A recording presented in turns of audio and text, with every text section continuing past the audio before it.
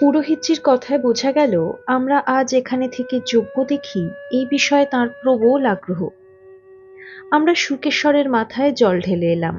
হিরণময়ানন্দজি, বাসবানন্দজি, প্রেমানন্দ প্রভৃতি সকলের সঙ্গে মন্দিরের চত্বরে এসে দাঁড়ালাম। মুক্ত আকাশের তলে যজ্ঞকুণ্ড খুলে চারজন ব্রাহ্মণ যজ্ঞের আয়োজন করছেন। কি উদ্দেশ্য জানি না, গুজরাটের একজন শেঠজি এই যজ্ঞের আয়োজনকর্তা। বেলা 10টা নাগাদ যজ্ঞকুণ্ডে অগ্নি প্রজ্বলন করা হলো। তাঁরা ওং ত্র্যম্বকং যজামহে সুগন্ধিং পুষ্টিবর্ধনম উর্বারুকমিব বন্ধনাৎ মৃত্যুর্মুক্ষীয়মামৃতাৎ এই মন্ত্রটি উচ্চারণ করতে করতে কয়েকবার অগ্নিতে আহুতি দিলেন। নূতন যাত্রীর দলসহ মন্দিরের পরিচারকবর্গ, আমাদের 17 জন দণ্ডী সন্ন্যাসীও কেউ শঙ্খ, কেউ ডমরু প্রভৃতি বাজিয়ে হারা হারা বাম বাম ধ্বনি দিতে থাকলেন। নর্মদা তটে এই পাহাড়ের উপর কিছুক্ষণের মধ্যে অপূর্ব পরিবেশ সৃষ্টি হয়ে গেল। ঘৃতাহুতির ফলে সুগন্ধিতে ভরে গেল চারদিক। সহসা শেঠজি আমাদের দণ্ডী সন্ন্যাসীদের কাছে যুক্ত করে নিবেদন করলেন বাদ্যভাণ্ড এবং হারা হারা বম বম ধ্বনি বন্ধ করতে।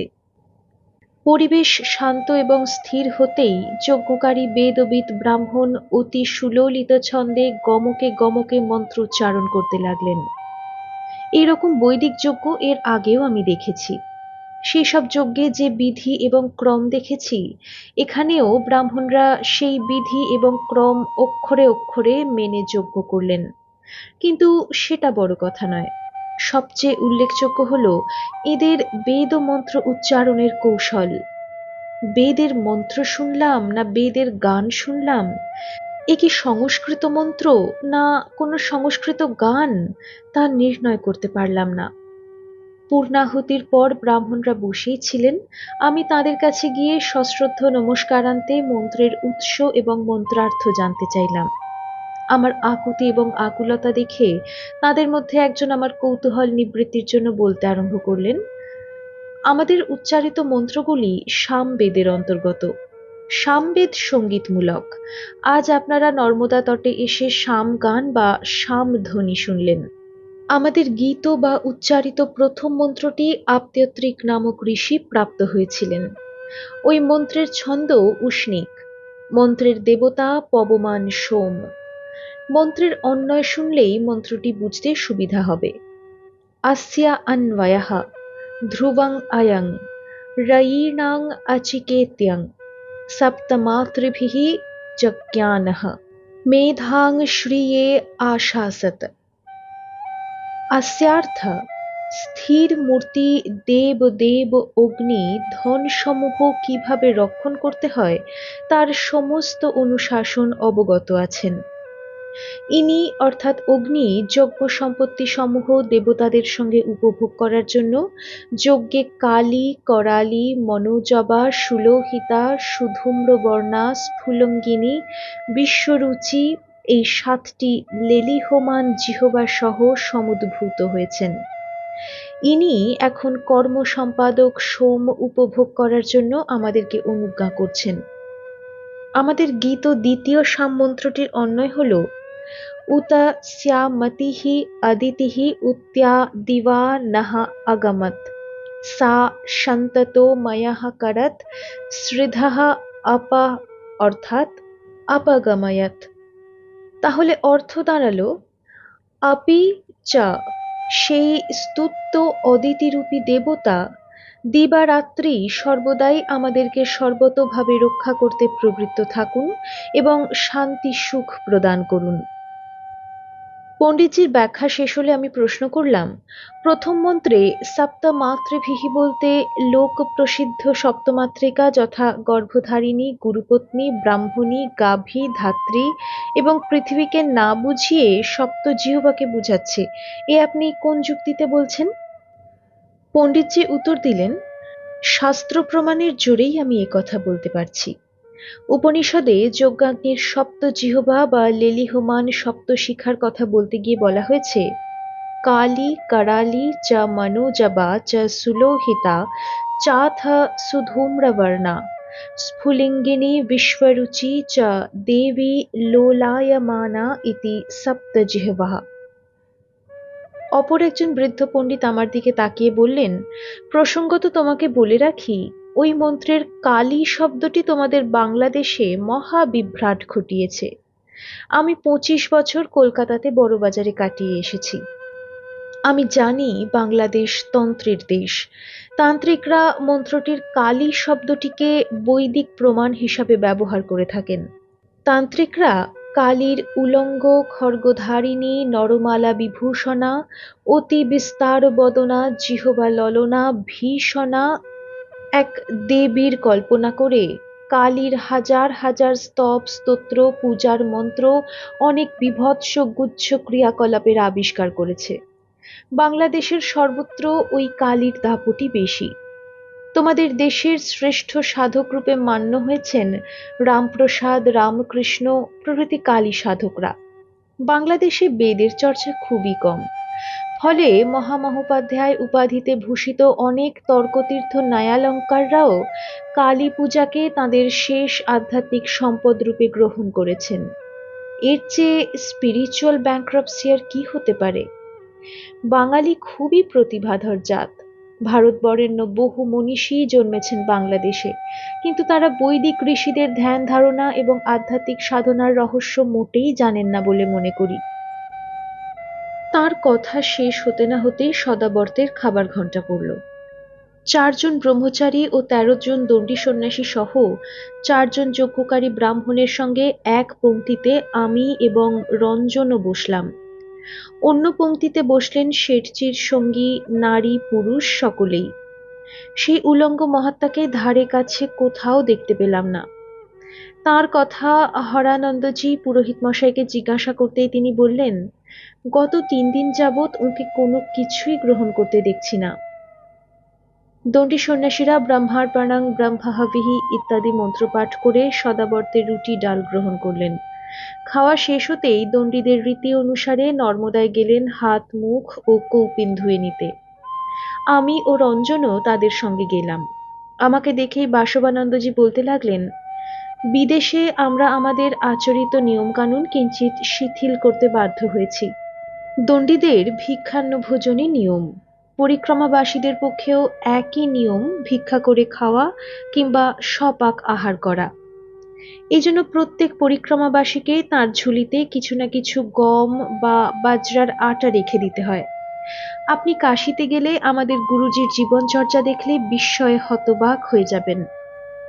রাত্রি 3টা বাজলেই তিনি নারায়ণ নারায়ণ বা শিবম শিবম বলতে বলতে গঙ্গার ঘাটে যান।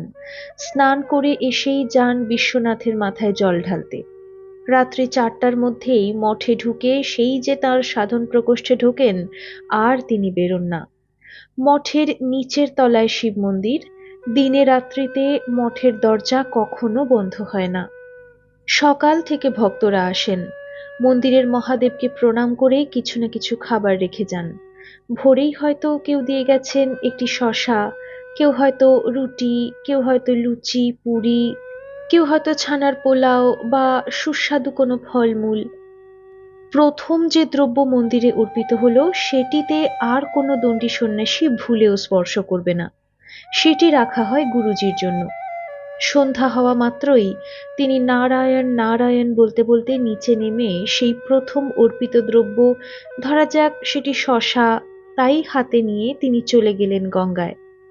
গঙ্গায় ডুব দিয়ে তিনি সেই শসাটি পাথর দিয়ে থেঁতো করে, রুটি হলে তার টুকরো টুকরো করে জলে 5 বার ডুবিয়ে উঠিয়ে নিয়ে ভগবানের উদ্দেশ্যে হাত জোড় করে বলেন, প্রভু, কলিতে অন্নগত প্রাণ, একগ্রাস মুখে না দিলে শরীর থাকবে না।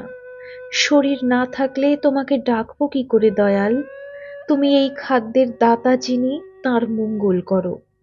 এই বলে কিঞ্চিৎ সে দলা পাকানো খাদ্য মুখে ফেলে আর একবার গঙ্গায় ডুব দিয়ে মঠে ফিরে আসেন। এইভাবে নর্মদার ধারে গল্পগুজব করে রোদ পুইয়ে যখন শুকেশ্বর মন্দিরে ফিরে এলাম, তখন বেলা 4টা বেজে গেছে। কিছু পরেই পুরোহিতজি এলেন আরতি করতে। আমরা এসে যজ্ঞকারী যাত্রীর দলকে দেখতে পেলাম না। পুরোহিতজি বললেন তাঁরা চলে গেছেন অনেকক্ষণ।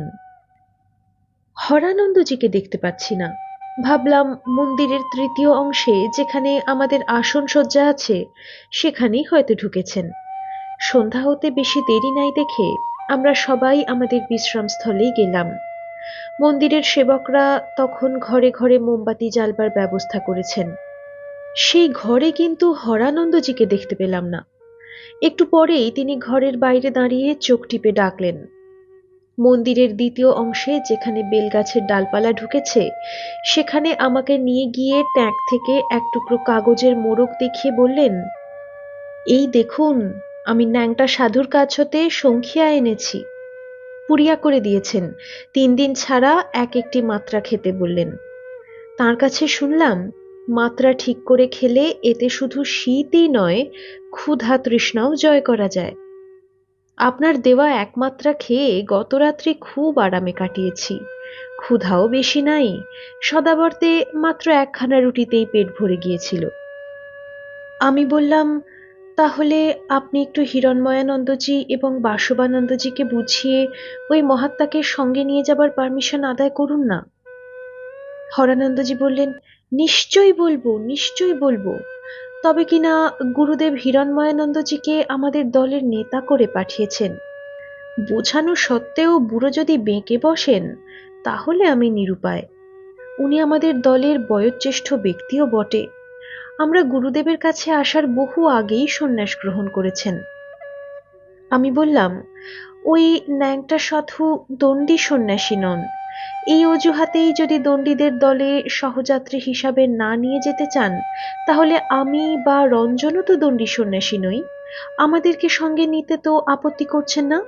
ওর বেলায় হিরণময়ানন্দজির মন এত বেঁকে বসলো কেন? হরানন্দজি বললেন, না না, ওটা কোনো যুক্তিসঙ্গত কারণই নয়। এই মহাতীর্থে কত লোকেই তো যাওয়া আসা করছেন, পথে যেতে যেতে কত লোকের সঙ্গেই তো দেখা সাক্ষাৎ হবে।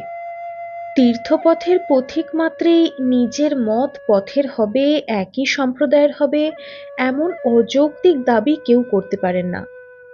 আসলে ওকে দেখার পর থেকে হিরণময়ানন্দজি একটা অদ্ভুত ইনফিরিয়রিটি কমপ্লেক্সে ভুগছেন। সন্ধ্যা হয়ে গেছে। পুরোহিতজি মন্দিরে ঢুকে আরতি শুরু করেছেন। আমরা গিয়েও আরতি দেখছি। কালকের মতোই যথারীতি মহাত্মা তাঁর প্রকোষ্ঠে থেকে মহাদেবের অষ্টমূর্তির প্রণাম মন্ত্র আওড়ে গেলেন। আমরা শুকদেবেশ্বরকে প্রণাম করে আমাদের ঘরে ফিরে এলাম। आरतीर शेषे पुरोहित जी हमारे घरे एसे जिज्ञासा करलेन, वो नंगा महात्मा के लिए आपको क्या विचार है? कल सुबह जब यात्रा करेंगे उनको साथ में लेकर चलेंगे तो?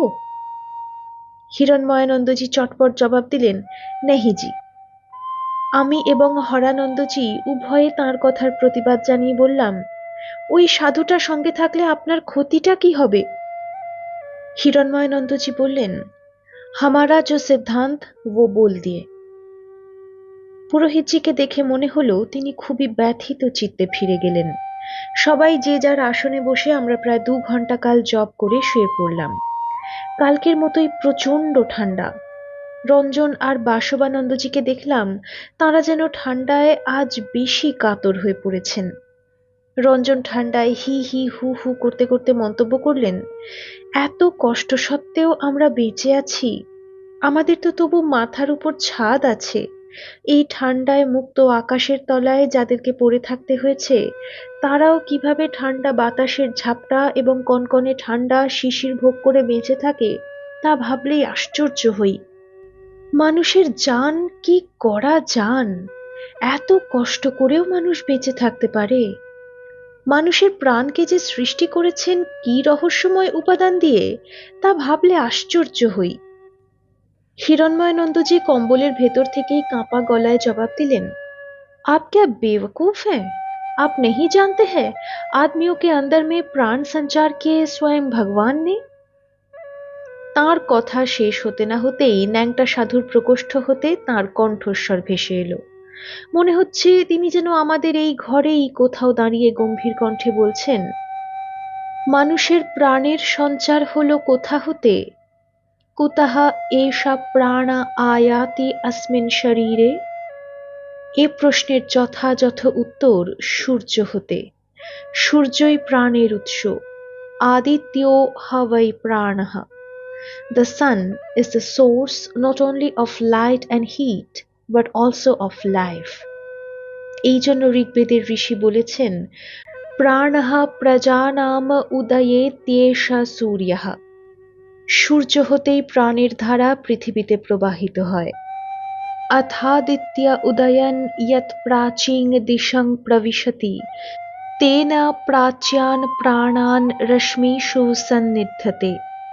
यद् दक्षिणां यत् प्रतीचिं यत् उदीचिं यद् अधो यद् ऊर्ध्वं यदन्तरा दिशो यत् सर्वं प्रकाशयति तेन सर्वान् प्राणान् रश्मिषु सन्निधत्ते। আমাদের ঘর ধ্বনিত প্রতিধ্বনিত হতে লাগলো সাধুর কণ্ঠস্বরে। এক নিঃশ্বাসে মহাত্মা এতগুলি কথা বলে আবার বলতে লাগলেন, শুধু তাই নয়, আপনারা এ কথাও জেনে রাখুন, সূর্য হতে বিচ্ছুরিত ওই প্রাণ আমরা প্লীহা যন্ত্রের সাহায্যে সংগ্রহ করে আত্মসাৎ করে স্বকীয় করে নিই। এইরূপে সমষ্টি সৌর প্রাণ ব্যষ্টি জৈব প্রাণে রূপান্তরিত হয়। প্লীহার দ্বারা ওই রকমভাবে স্বীকরণের পর ওই জৈব প্রাণ স্নায়ু প্রণালীর মাধ্যমে সর্বশরীরে সঞ্চালিত হয়, যাকে আমরা পিণ্ড দেহ বলি। দিব্যদৃষ্টি সম্পন্ন ব্যক্তিগণ ওই পিণ্ড দেহে প্রাণের স্বচ্ছন্দ সঞ্চরণ প্রত্যক্ষ করতে পারেন। ওই পিণ্ড দেহই জৈব প্রাণের বাহন। মহাত্মার কণ্ঠ নীরব হতেই বাসবানন্দজি হিরণ্ময়ানন্দজিকে উদ্দেশ্য করে বললেন, বেটা কেমন পণ্ডিতি ফলাচ্ছে দেখুন। हिरणमयानंद बोलें, जो कुछ भी उनको बकना है बताने दो, हम लोग उनको साथ में लेकर नहीं चलेंगे। এই সংক্ষিপ্ত মন্তব্য করে সারা দেহে কম্বল মুড়ি দিয়ে ফিরে শুলেন। আমরা বাকি সকলেও একে একে ঘুমিয়ে পড়লাম। আমাদের ঘুম ভাঙল প্রায় ভোর 6টায়। কালকের মতোই দেখছি ঘোর কুয়াশা। জানালা দিয়ে দেখলাম তখনও গাছপালাতে টুপটুপ করে শিশির পড়ছে। পথ ঘাট সব ভিজে গেছে।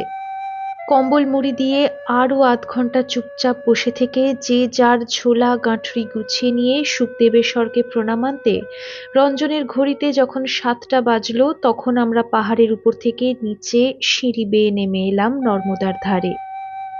সূর্যোদয়ের আভাস ধীরে ধীরে ফুটছে। মা নর্মদাকে স্পর্শ এবং প্রণাম করে আমরা অগ্নিকোণ লক্ষ্য করে হাঁটতে লাগলাম অত্যন্ত ধীরে ধীরে। সারা রাত্রি শিশির পড়ে পাথুরে রাস্তা ভীষণ ঠান্ডা লাগছে। খালি পা সেই পাথরে ফেলতে কষ্ট হচ্ছে। শুকদেবেশ্বর মন্দির হতে মিনিট 10 হাঁটার পরেই দেখলাম নর্মদার ধার ঘেঁষে একটা প্রায় 200 ফুট লম্বা ঢিপি।